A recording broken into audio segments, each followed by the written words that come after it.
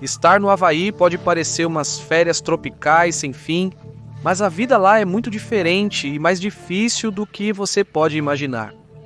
Você sabia que o Havaí tem os preços de moradia mais altos dos Estados Unidos da América, com um preço médio de casa de Estados Unidos, dólares dos Estados Unidos, 834 mil? Sim, mais do que na Califórnia. Ou que 8 de cada 1.000 residentes são sem teto. Sim, mais do que na Califórnia. Ou que é o pior estado para dirigir. Aposto que você não imaginou ficar 1 hora buzinando no trânsito para chegar à praia. Vamos mergulhar abaixo da superfície e descobrir por que viver no Havaí pode não ser o sonho tropical que você pensa que é no episódio de hoje do MapPack. A verdade sobre viver no Havaí que ninguém fala. Bem-vindo ao Havaí, o estado Aloha. É quente o ano todo. Há sol, belas praias e um ritmo de vida tranquilo. Honestamente, parece um pequeno pedaço do paraíso. Se você estiver ganhando o dobro do que ganhava no continente, isso sim, porque é o que você vai precisar para sobreviver no Havaí. Viver confortavelmente nas Ilhas Havaianas custa em média $150 mil por ano, o dobro da média no continente dos Estados Unidos da América. Porém, a maioria das pessoas no Havaí é mal paga e precisa de 2 empregos, como os locais. E se você tem filhos, terá que considerar o custo da educação privada porque as escolas do Havaí deixam muito a desejar. E se você não quiser abrir um negócio, o Havaí é o 44º entre 50 estados em facilidade para começar um. Então, se a febre da ilha não te pegar, há a crescente tensão entre os locais e Malihini, pessoas de fora do Havaí que se mudam para lá permanentemente, o crescente custo da habitação e a crise de desabrigados. Então por que o Havaí tem tantos problemas? Vamos descobrir. Vamos começar com um dos fatos mais básicos sobre o estado que contribui para muitos de seus problemas, incluindo a febre da ilha. O Havaí é pequeno, com área de 10.300 km², ou cerca de 16.500 km², é o 47º estado dos Estados Unidos da América em tamanho, à frente apenas de Connecticut, Delaware e Rhode Island. A diferença é que se você estiver em Connecticut, Delaware ou Rhode Island, você pode dirigir até o estado vizinho se quiser ver ou fazer algo novo. Estando no Havaí, chegar à Califórnia e ao Alasca, os estados mais próximos, demanda passagens aéreas e um voo de 6 horas. Sem mencionar que, se você mora no Havaí, não tem acesso a toda essa área de terra de uma vez. O Havaí possui 8 ilhas principais, sendo 7 habitadas e apenas 6 abertas para turistas e moradores locais. 2/3 dos residentes havaianos vivem em Oahu, que tem uma área total de 961,2 km², ou cerca de 1.500 km². Isso é metade da área do Parque Nacional de Yosemite. Agora imagine que toda a sua vida, escola, trabalho, lugares para ir, coisas para fazer, pontos turísticos para ver, está confinada à metade de um parque nacional. Claro, há muitas coisas bonitas lá, mas depois de um tempo começa a parecer que, bem, você já viu todas elas. É aí que a febre da ilha se instala. O Centro de Aconselhamento de Bem-Estar no Havaí descreve isso assim. Febre da ilha, ou febre da rocha, descreve o sentimento de inquietação, isolamento e tédio vivenciado por pessoas que residem em ilhas. É um fenômeno psicológico real que pode gerar angústia e afetar negativamente a saúde mental. E não são apenas os terapeutas que notam um problema. Até os Malihini que amam o estado sentem essa febre ocasionalmente. Uma mulher apelidada de local honesta, que mora no Havaí há mais de uma década, relata suas vivências na região. Ela disse que visitar o Havaí nas férias é uma coisa, mas se mudar para lá, você aprenderá rapidamente o quão pequenas as ilhas realmente são. Ademais, a maioria dos locais fecha às 22 horas, portanto não há vida noturna. Você vai encontrar as mesmas pessoas, fazer a mesma conversa fiada e se ver desejando uma mudança de cenário de vez em quando.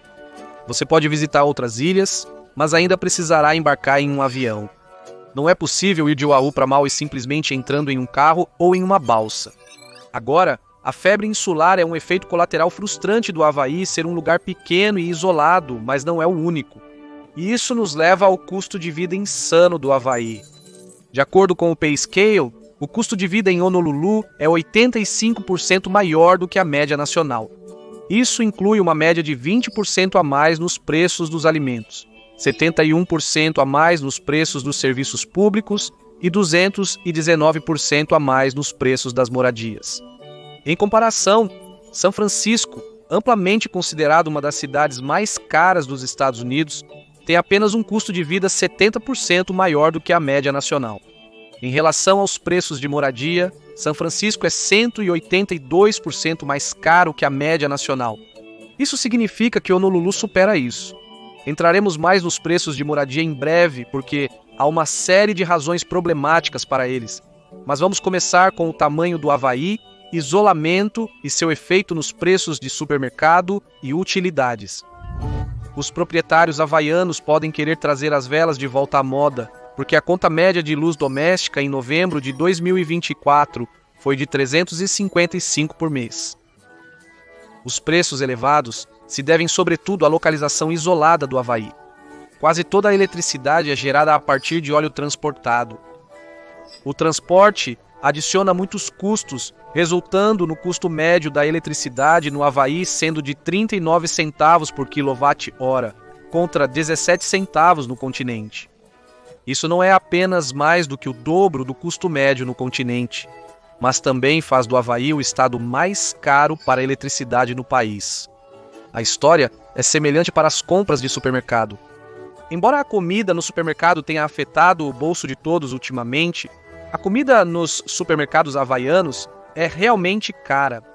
E isso se deve principalmente ao fato de que de 85% a 90% da comida vendida no estado tem que ser importada. Devido ao clima tropical do Havaí, nem todos os alimentos básicos consumidos pelos americanos podem ser cultivados lá.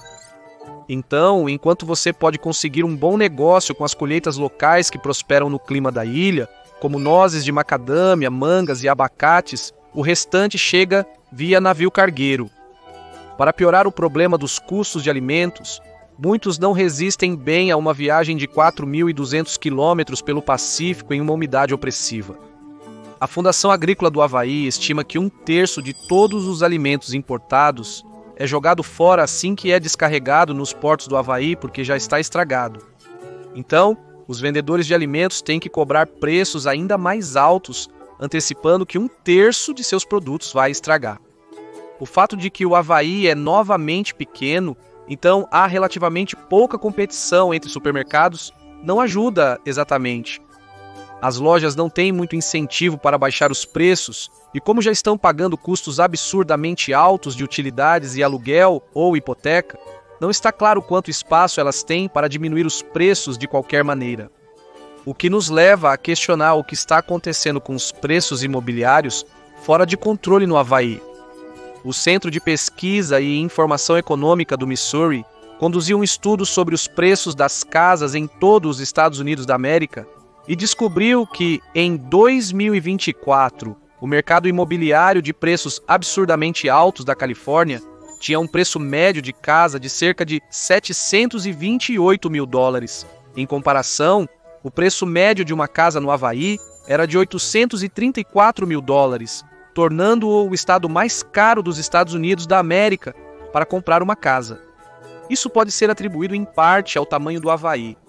O espaço é limitado e 48% dele é terra protegida. Mas há muito mais na história. Muitas pessoas querem morar no Havaí, especialmente pessoas ricas. Tantos compradores estrangeiros com fundos massivos adquirem casas e terras no Havaí, que oficialmente se tornou um mercado imobiliário internacional.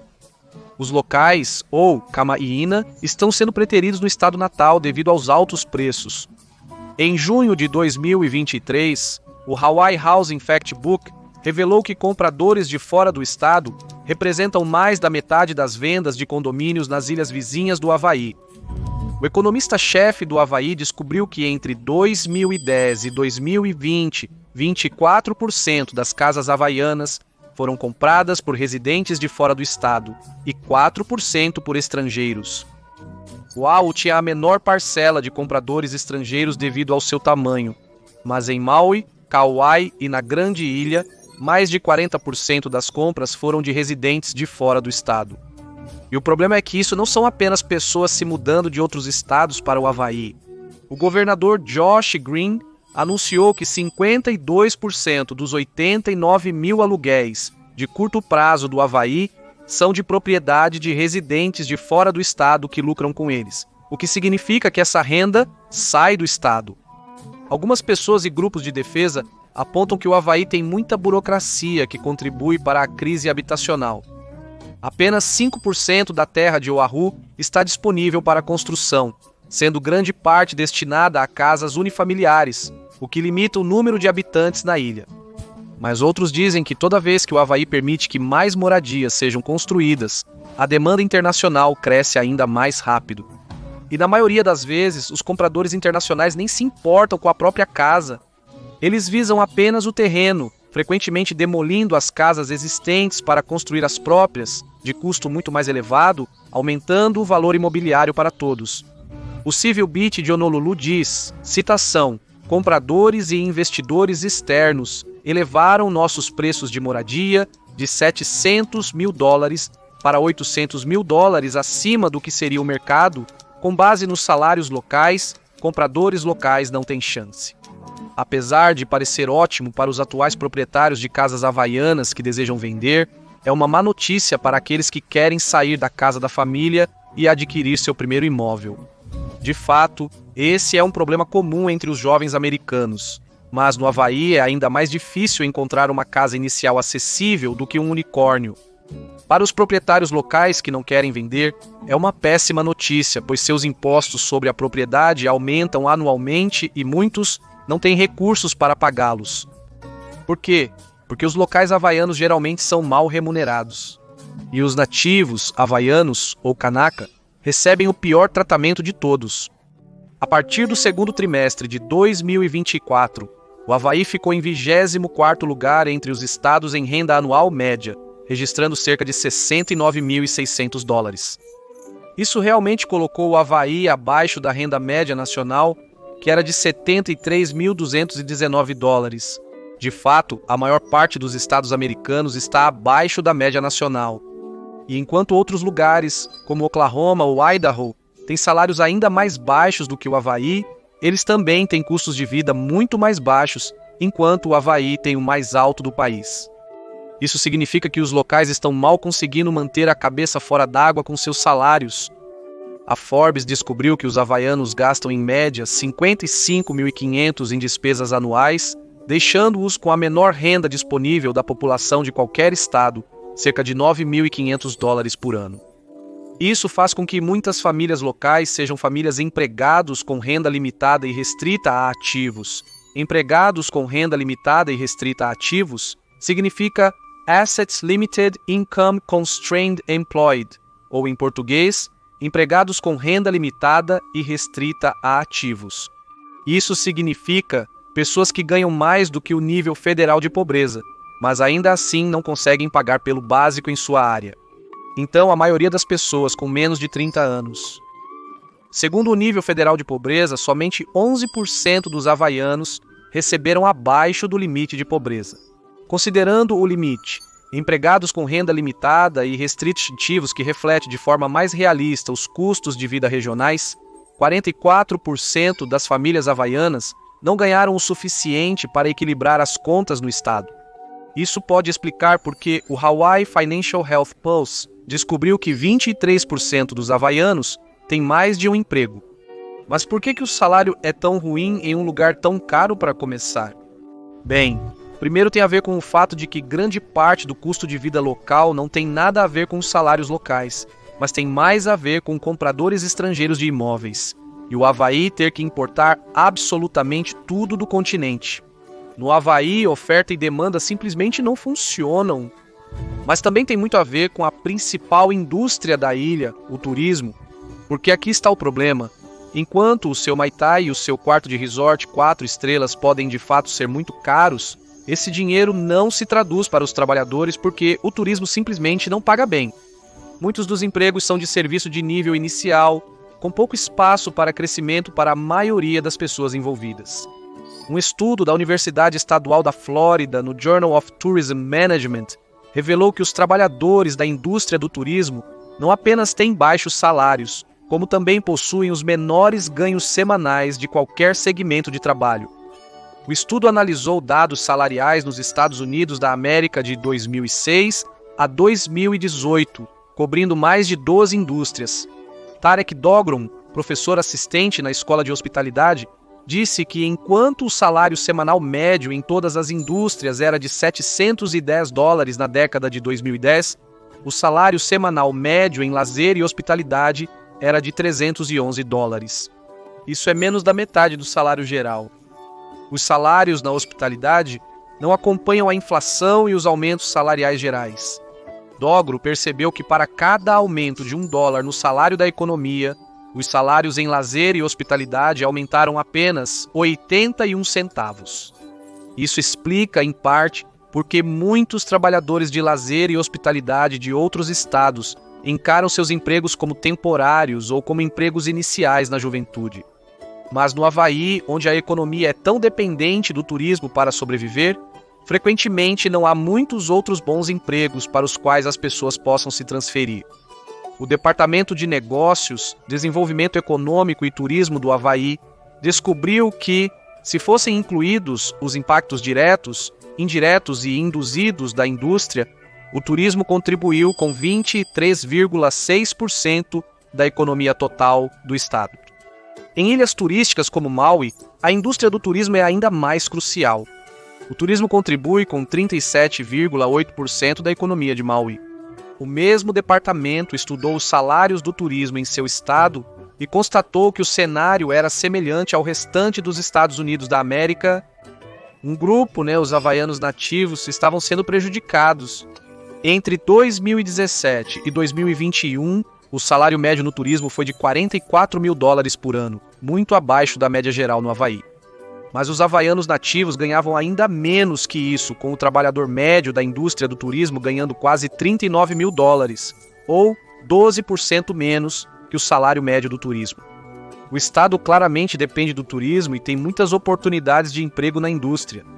Mas também é claro que o turismo não oferece muitas oportunidades para os locais trabalharem e alcançarem um salário no qual possam sobreviver.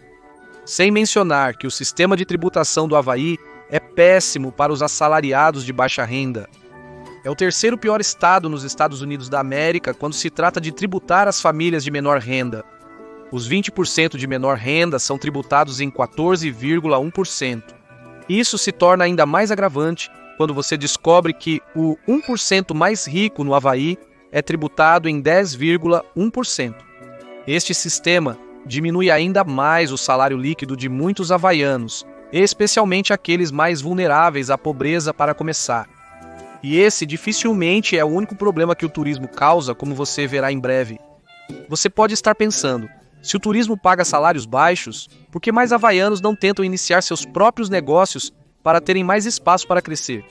E a resposta é, porque não é muito fácil iniciar um negócio no Havaí.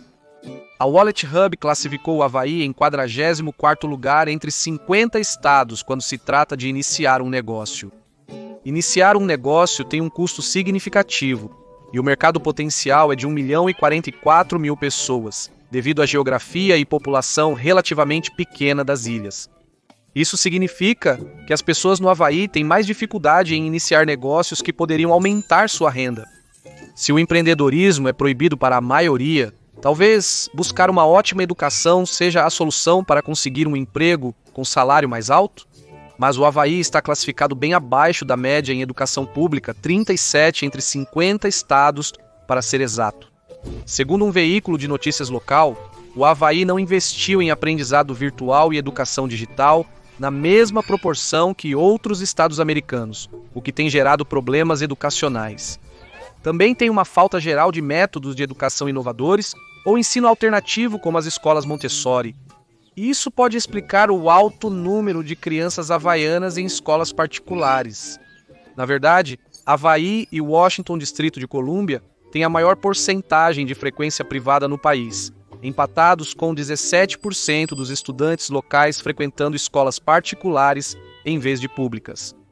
Considerando que a mensalidade média de uma escola particular no estado custa cerca de $14.800 por ano, a partir de 2025, isso é um fardo financeiro para as famílias havaianas.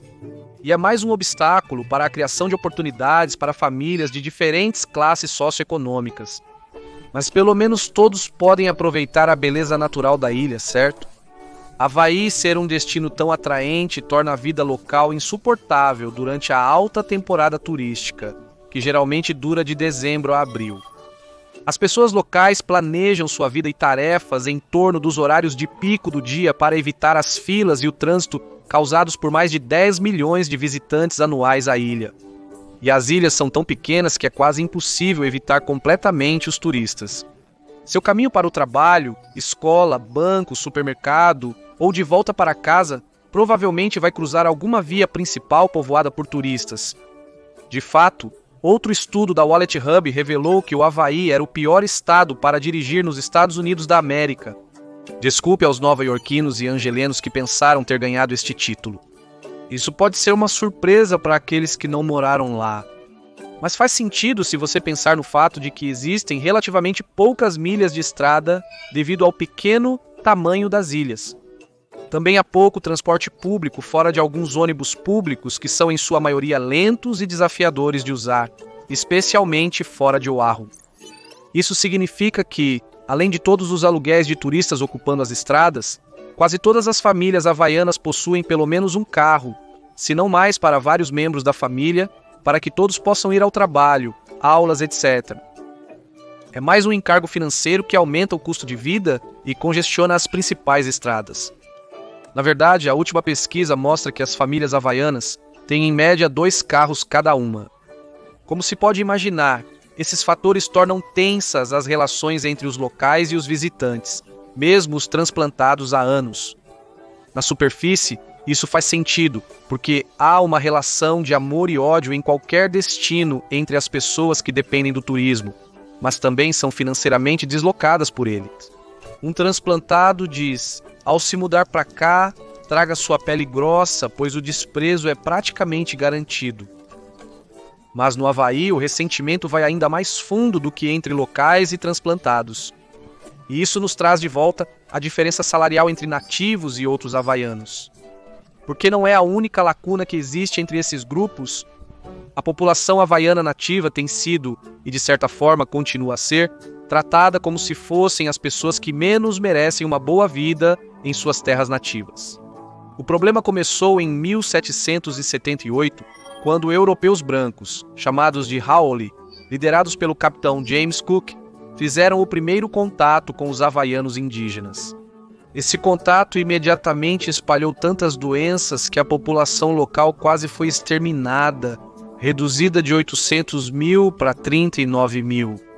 Apesar desse início horrível, o Havaí continuou a ser reconhecido como um reino independente por outras potências por um tempo. Ao longo do século XIX, 5 empresas de açúcar dos Estados Unidos da América assumiram gradualmente a economia havaiana, criando ressentimento entre os locais. Em 1893, os fuzileiros navais dos Estados Unidos da América decidiram tomar o Havaí e derrubar a rainha Liliuokalani e o governo havaiano. 95% dos havaianos assinaram petições contra a anexação total pelos Estados Unidos da América e, junto com a rainha Liliuokalani, levaram-nas ao Congresso americano. Eles corajosamente apresentaram e defenderam reclamações válidas ao longo de 3 meses. Primeiramente, um poder estrangeiro derrubando um governante violava o direito internacional. Surpreendentemente, os Estados Unidos da América, entre todos os lugares, concordaram com esse raciocínio. Mas, como acontece com a maioria das pequenas vitórias na política, esta foi rapidamente revertida e destruída. No ano seguinte, a Guerra Hispano-Americana estourou e os Estados Unidos da América começaram a sonhar em construir bases navais em um lugar estratégico no Pacífico. O Havaí foi anexado aos Estados Unidos da América em 1898. Para piorar a situação, os Estados Unidos da América proibiram práticas religiosas indígenas e também proibiram o ensino da língua havaiana nas escolas. Trabalhadores do continente, Japão e China, foram enviados para trabalhar nas plantações da ilha. Ao mesmo tempo, os Estados Unidos da América consolidaram o controle financeiro das ilhas e estabeleceram bases militares. Insatisfeitos com o tratamento precário como território, ativistas locais peticionaram para que o Havaí se tornasse o último estado a integrar a União em 1959. Infelizmente, poucos benefícios chegaram até o povo nativo mesmo depois que o Havaí foi reconhecido como um estado. E como você pode imaginar, toda essa história começou a relação entre os nativos havaianos e, particularmente, os não insulares brancos da pior maneira possível. Isso levou a tensões entre turistas e trabalhadores de serviços na ilha. Há também uma enorme disparidade para os nativos havaianos em termos de salários, propriedade de imóveis e qualidade de vida em geral, comparado a quase todos os outros na ilha. Primeiramente, os nativos havaianos podem ser os mais afetados e menos felizes com o influxo de turistas em suas costas. Um relatório confirma que muitos nativos havaianos sentem que o crescimento da indústria do turismo contribuiu para a degradação de seus valores culturais. Mas como isso pode ser? A indústria do turismo não preserva as tradições havaianas? Afinal, quase todos os resorts têm dançarinos que sobem ao palco para dançar uma hula tradicional com saias de grama. Bem, acontece que saias de grama nunca foram itens tradicionais de vestuário no Havaí. Na verdade, suas versões ocidentalizadas e distorcidas da cultura nativa são mais um espetáculo para turistas do que qualquer representação autêntica da história ou cultura havaiana. Elas realmente começaram no circuito de vaudeville, e isso vale para muitas coisas que os ocidentais associam com a cultura havaiana. Em segundo lugar, a história e o presente do Havaí têm erodido a cultura e a terra nativas. Por exemplo, locais sagrados, locais como Kahului, foram colocados sob a jurisdição da Marinha dos Estados Unidos da América, que decidiu usá-los para práticas de bombardeio. Isso, compreensivelmente, irritou os nativos, e as práticas históricas dos Estados Unidos da América contribuíram em parte para a pobreza da população nativa hoje. Na década de 1960 e 1970, agricultores locais, muitos deles nativos havaianos, foram despejados e deslocados em nome do desenvolvimento de terras. Isso em um estado que, eventualmente, desenvolveria o grande problema com a falta de moradia que o Havaí tem hoje. Em um estado com preços de moradia disparando, cada vez mais pessoas se encontram sem um lugar para chamar de lar. Em 2017, um relatório do Departamento de Habitação e Desenvolvimento Urbano dos Estados Unidos da América afirmou que o Havaí é o estado com a maior taxa per capita de desabrigados nos Estados Unidos da América. A partir de 2020, 4,8 por 1.000 residentes estão desabrigados, empatando com Nova York. Em 2016, 42% dos desabrigados no estado se identificaram como nativos havaianos ou ilhéus do Pacífico. Obviamente, os preços dos imóveis no Havaí afetaram todos que vivem lá, mas os nativos havaianos que perderam terras e casas nas últimas gerações e não tinham nada para passar adiante foram os mais atingidos. A falta de propriedade de imóveis e a pobreza, infelizmente, se tornaram um ciclo vicioso. Apesar dos nativos havaianos terem taxas de emprego similares aos demais havaianos, eles geralmente ocupam cargos de menor remuneração, inclusive fora do setor turístico.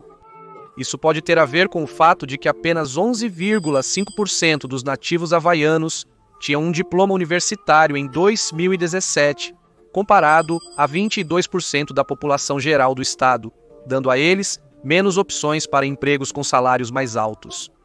É por isso que eles ganham menos em 2017, $66.300 de renda média familiar em comparação com $77.800 de renda média familiar para todos os residentes havaianos, o que os mantém na pobreza. No Havaí, um estado de alto custo, não obter um diploma para conseguir um emprego com salário mais alto não é apenas algo que seus pais sempre vão te cobrar. É um problema existencial. Segundo o professor Jonathan Okamura, da Universidade do Havaí, um emprego em tempo integral não é garantia de se manter longe da situação de sem-teto. A luta para sobreviver no Havaí é real. A pressão econômica constante pode explicar as altas taxas de abuso de substâncias e encarceramento enfrentadas pelos havaianos nativos. Mas eles também sofrem com algumas das piores taxas de morte e doença, não apenas no estado, mas em todo o país. Muitos indígenas ainda defendem a restauração da terra ou restauração e compensação, embora isso ainda não tenha realmente acontecido. Em 1993, os Estados Unidos da América pediram desculpas aos nativos havaianos por derrubarem sua rainha, 100 anos depois que aconteceu. Eles também admitiram que os havaianos nunca cederam voluntariamente suas terras. E é isso por enquanto.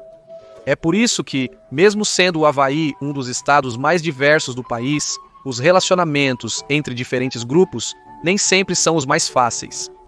Após os devastadores incêndios em Maui de agosto de 2023, que causaram danos de 16 bilhões em propriedades na ilha, autoridades e líderes locais pediram uma pausa temporária no turismo para o Havaí, ou pelo menos uma redução no número de turistas.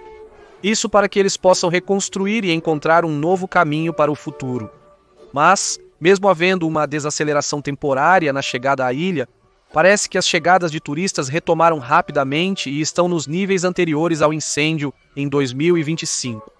Sem mencionar, o Havaí vai ter que lidar com outro problema urgente: mudanças climáticas e mau uso da terra pelos resorts.